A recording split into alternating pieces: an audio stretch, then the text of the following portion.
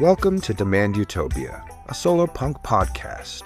I'm your host, Justine Norton-Kertson, and on today's episode, we're taking a look at AI, data centers, electricity use, and the effect they're having on future grid planning.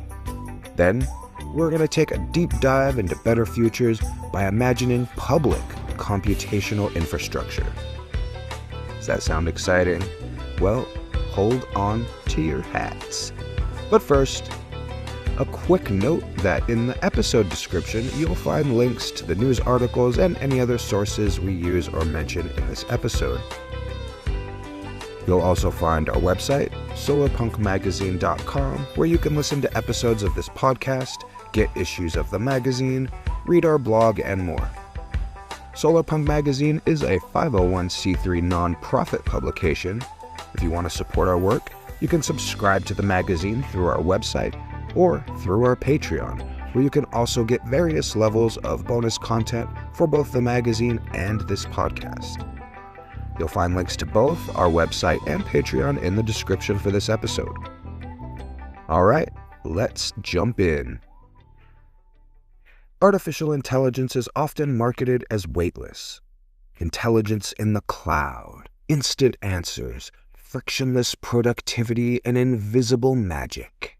It now arrives on our screens packaged with every app and virtually every website as a clean little box, a blinking cursor, a helpful voice, a promise that knowledge can appear without cost or consequence.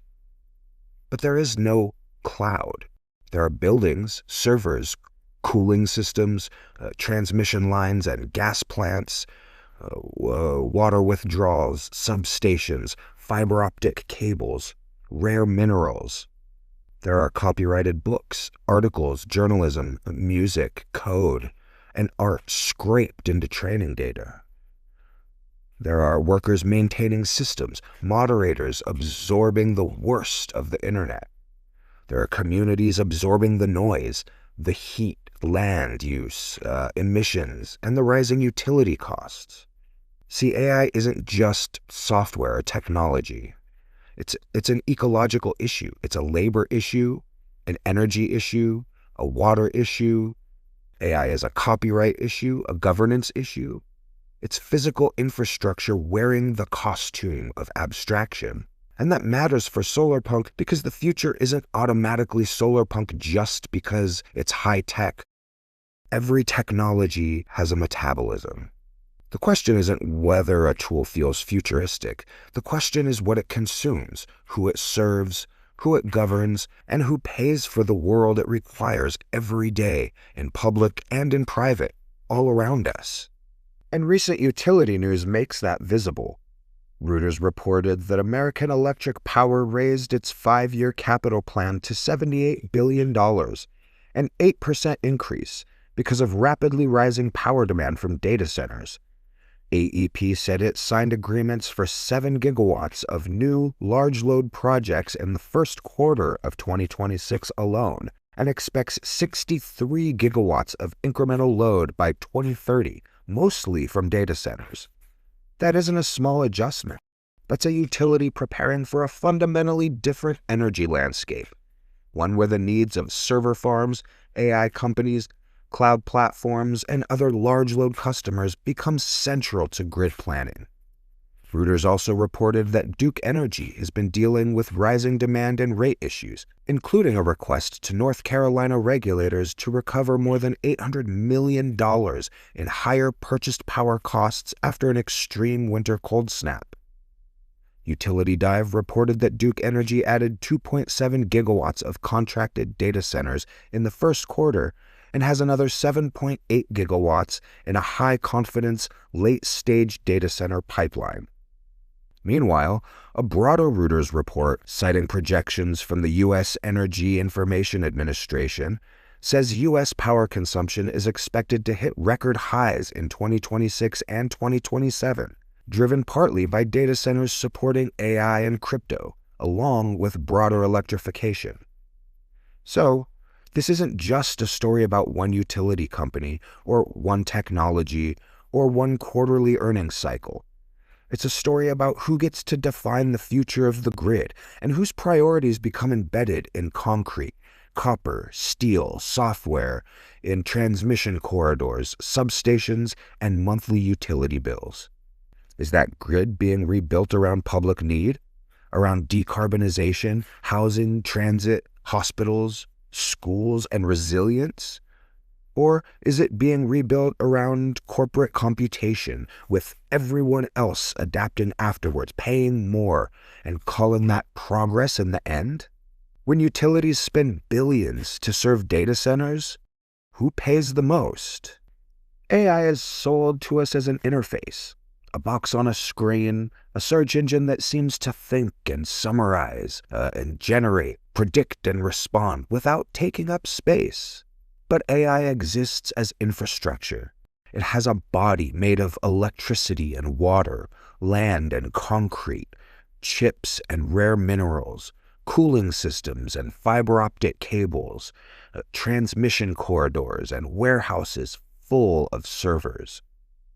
It has a body made of human labor, engineers and electricians, construction workers, janitors, moderators, warehouse staff, data labelers, miners, logistics workers, and the writers, artists, journalists, the musicians, programmers, and translators whose work was scraped into training data.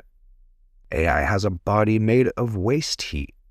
It has a body made of rate increases, zoning meetings, and tax incentives. It has a body made of water agreements, utility filings, and local political deals that most people never hear about until the project is already functionally inevitable. The cloud isn't above us. It's right beside us, drawing from the same rivers, grids, tax bases, and public systems as everyone else. And to be clear, this isn't only about AI. The data center boom is also driven by ordinary cloud computing, streaming video, e-commerce, finance, surveillance, crypto, business services, and the general digitization and cloudification of everything. Every photo stored forever, every video auto-played, every transaction logged, every workplace platform, every smart device, every background process lives somewhere. But AI is accelerating demand, and it gives companies a story.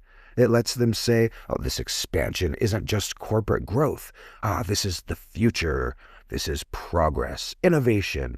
This is intelligence itself, asking for more land, for more water, more power, and more capacity. Of course, before we even get to electricity, there's the question of training data.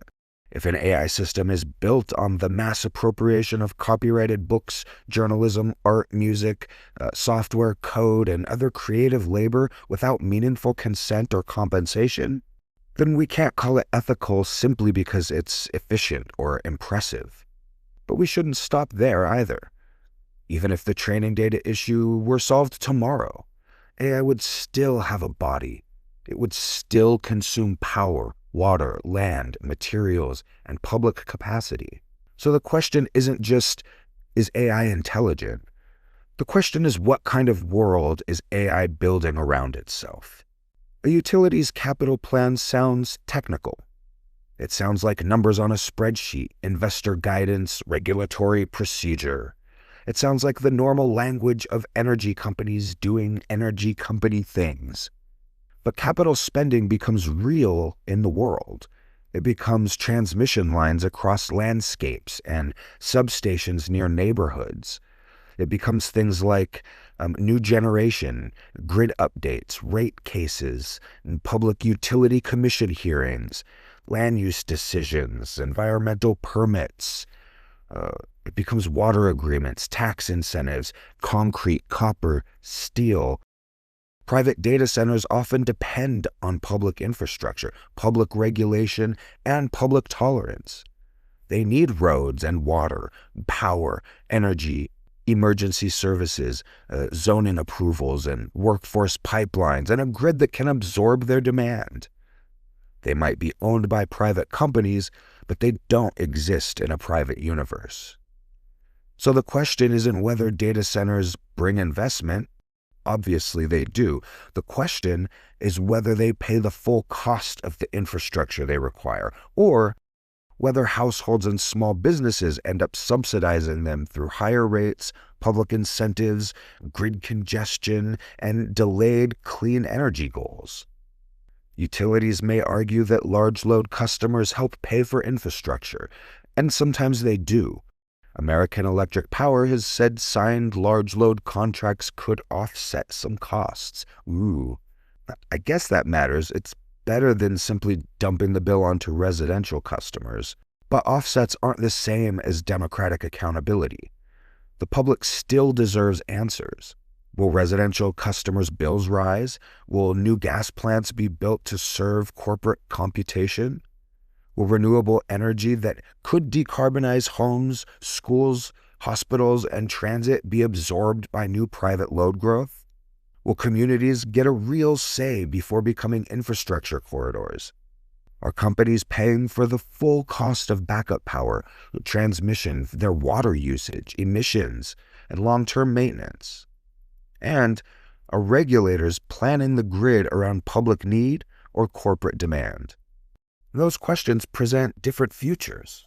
One future says we electrify homes, buses and schools, clinics, kitchens, and heat while building renewable public infrastructure that lowers bills and reduces pollution. The other future says we build whatever private computation demands. Then we ask everyone else to pay more, conserve more, wait longer, and accept new fossil fuel infrastructure because the market calls it necessary. If the profits are private, but the grid stress is public, that isn't innovation. That's extraction with a user interface. And energy is only one part of the metabolism. Data centers also have a water problem. Data centers are local ecological actors. They don't just consume electricity somewhere in the background. They enter watersheds. They change land use and produce heat. They depend on cooling. They interact with the climate vulnerability of the places that host them. That's important because cooling isn't a minor detail. Depending on the facility, local climate, and technology being used, cooling can involve massive water use. In a wet, cool region, that use may be slightly diminished, but in the drought-prone, heat-stressed regions where a lot of these data centers are, it means something very different. A data center doesn't arrive in an abstract geography. It arrives in a specific place with specific water politics, heat risks, and communities living with scarcity. Data centers also generate enormous waste heat. That heat's treated as a problem to be managed or expelled, but it doesn't have to be only waste. In some places, data center heat could be captured and reused in district heating systems, warming nearby buildings instead of being dumped into the air. A 2025 review looked at integrating data center waste into district heating networks, and NYSERDA has studied how data centers could provide waste heat to buildings through district energy systems. That's the Solarpunk opening. A Solarpunk data center wouldn't be a sealed corporate box on cheap land. It would be designed as part of an ecological and civic system. Low water cooling, renewable power, waste heat reuse, community benefit agreements, strong labor standards, public reporting, emergency power sharing, and sitting rules that protect watersheds and frontline communities. If computation creates heat, then the ethical question is, does that heat become waste, or does it become part of a shared thermal commons? But even cleaner data centers don't answer the deepest question. What's all this computation for? Solarpunk shouldn't simply say, quote, AI bad, though there's plenty of reason to say that. But Solarpunk should, more importantly, reject the idea that every profitable use of computation is automatically justified. A Solarpunk framework asks about purpose. Computation should serve public, ecological, democratic, and creative life. It shouldn't simply accelerate extraction, surveillance, speculation, automation, individual profit, and corporate control because those uses happen to be lucrative. Some computation can genuinely serve public life. Climate modeling can help us understand risk. Grid balancing can help integrate renewables. Disaster forecasting can help communities prepare. Public health research can identify patterns and save lives. There are accessibility tools that can expand communication, mobility, and participation. Translation can support language access. Scientific computing can accelerate discovery. Local food logistics can reduce waste and strengthen regional food systems. And transit optimization can make buses and trains more reliable. There are open educational tools that can widen access to knowledge. And public interest archiving can preserve culture, memory, and research. Those are all very important things, but not every use deserves the same moral status. Mass surveillance doesn't become acceptable because it uses models. Automated union busting doesn't become innovation just because it's efficient. Generative spam doesn't deserve new substations. Deepfake harassment doesn't deserve a water contract. Predatory advertising doesn't deserve public subsidy. Replacing creative workers with scraped approximations of their own uncompensated labor doesn't become ethical because the output is convenient. And speculative finance, automated denial of benefits, insurance, housing, or parole, and chatbots that create false efficiencies while degrading service and accountability shouldn't be waved through as inevitable progress. Not every use of computation deserves a power plant. That's a line that we need to hold. If an AI system depends on uncompensated creative labor, opaque governance, worker displacement, and massive public infrastructure demands, then calling it innovative isn't enough.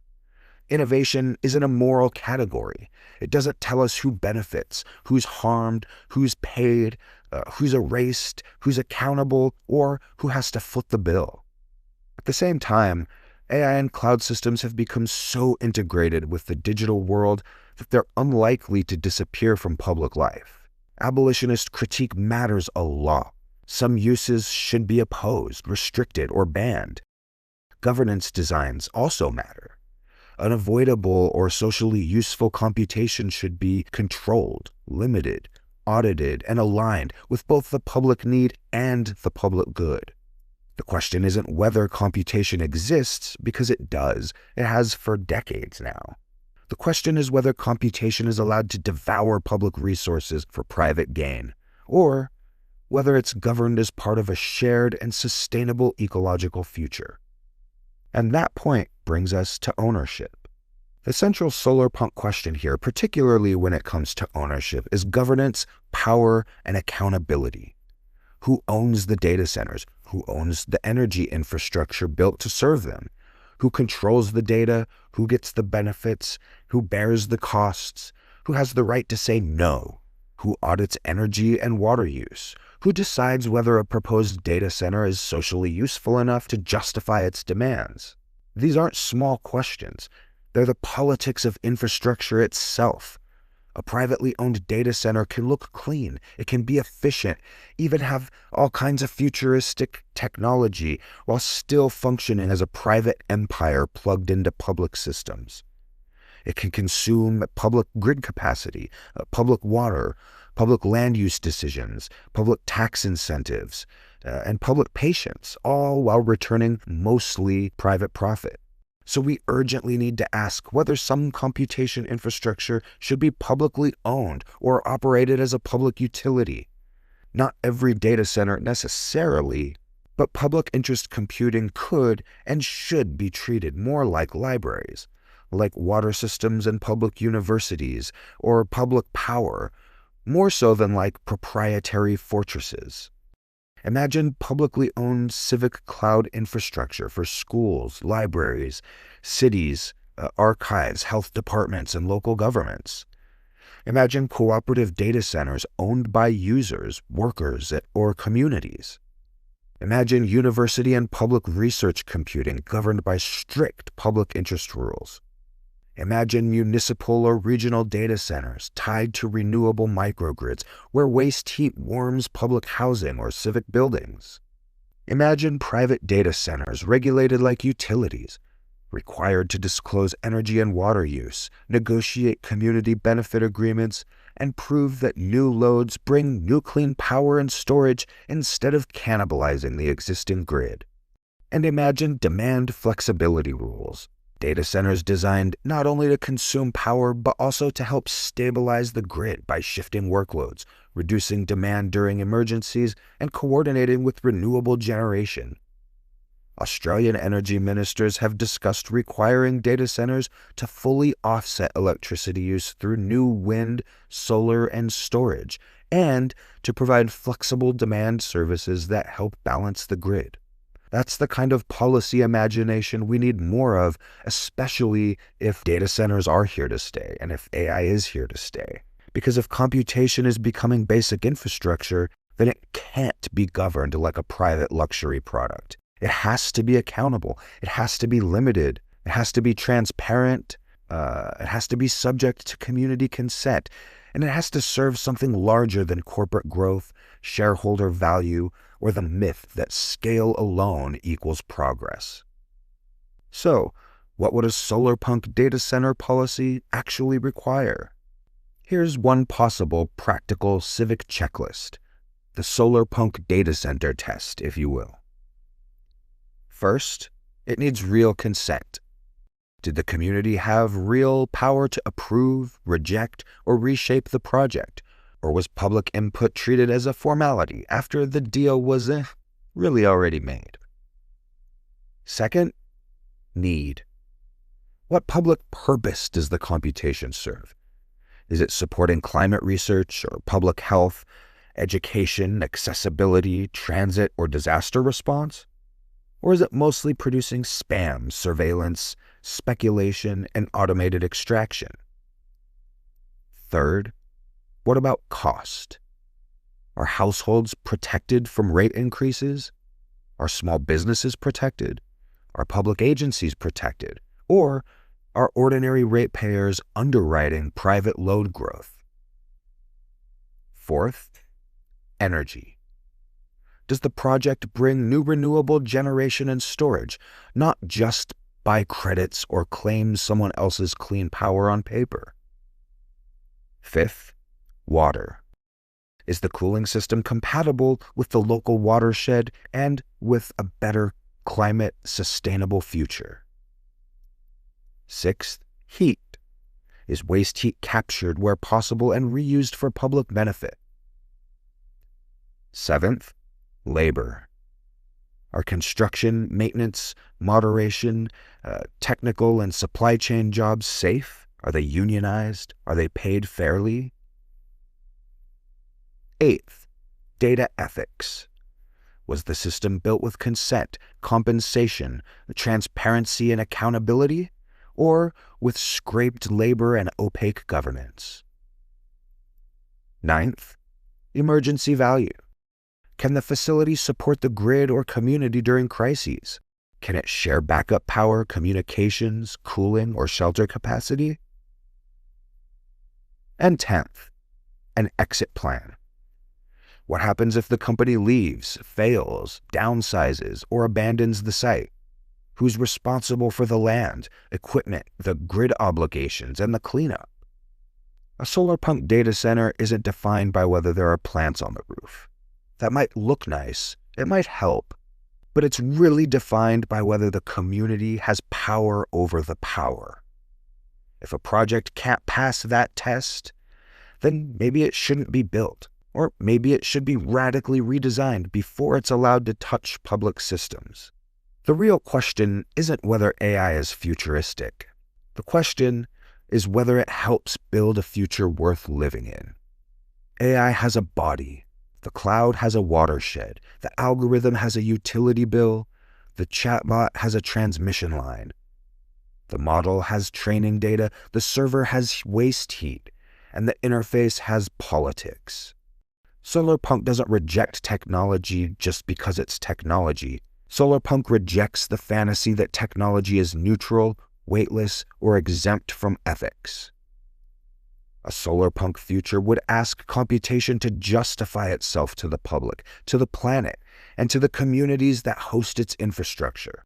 A solarpunk future would ask what computation is for, who governs it, who pays for it, who's harmed by it, and whether the world it builds is more democratic, ecological, and livable. The future isn't automatically solarpunk just because it's smart, automated, high-tech, or filled with renewable energy. The future becomes solarpunk when technology is governed by care, by consent, by ecological limits, and by shared abundance. Every technology has a metabolism. The question is whether that metabolism feeds the world or feeds on it, and whether we have the courage to choose care over spectacle, limits over hype, and public life over private empire.